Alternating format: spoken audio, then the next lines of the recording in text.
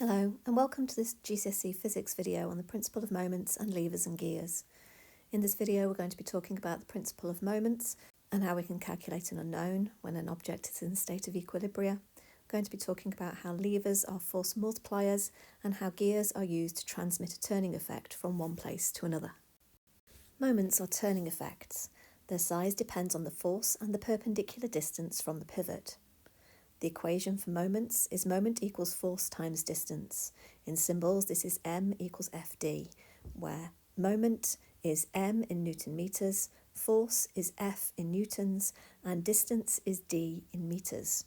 When using this equation, you need to make sure that you are using the perpendicular distance from the pivot to the line of action of the force. The line of action of the force is the direction in which the force is acting. And from this you need the perpendicular or the distance that's at right angles between that action of the force and the pivot. For this seesaw to be balanced, the turning effect caused by the weight of mass A has to be the same as the turning effect from the weight of mass B. Mass A, which is on the left of the central pivot, causes an anti-clockwise moment. Mass B, which is on the right of the central pivot, causes a clockwise moment. If the moment caused by A was bigger, then the seesaw would rotate in an anti-clockwise direction. If the moment caused by B was bigger, then the seesaw would rotate in a clockwise direction. When the seesaw is balanced, we can say that the clockwise moment equals the anti-clockwise moment. This gives us the principle of moments, which says the sum of the clockwise moments equals the sum of the anti-clockwise moments.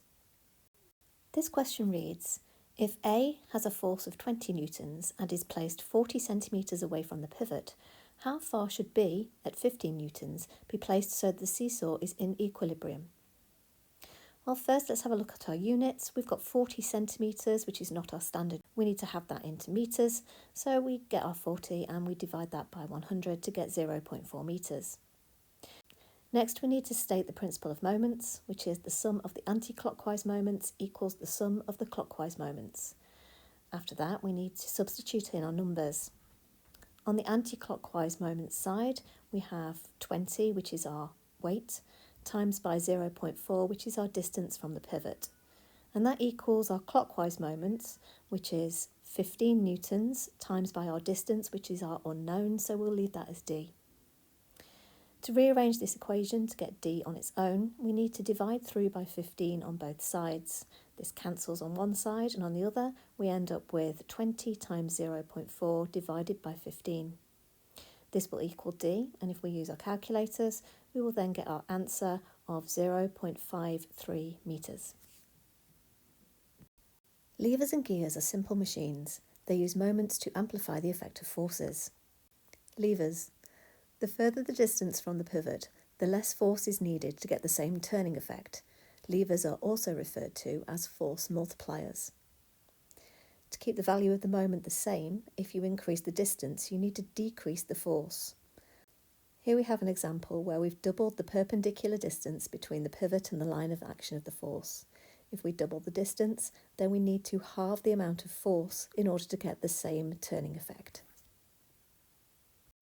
Gears can be used to transfer the turning effect of a force from one place to another, for example from bike pedals to the wheel. As one gear turns, it causes the next gear to turn but in the opposite direction, and so on. The larger the gear, the less force is needed to get the same turning effect as with a smaller gear. This is because the force is applied at a greater distance from the pivot. And that's all for this video. Thank you for listening.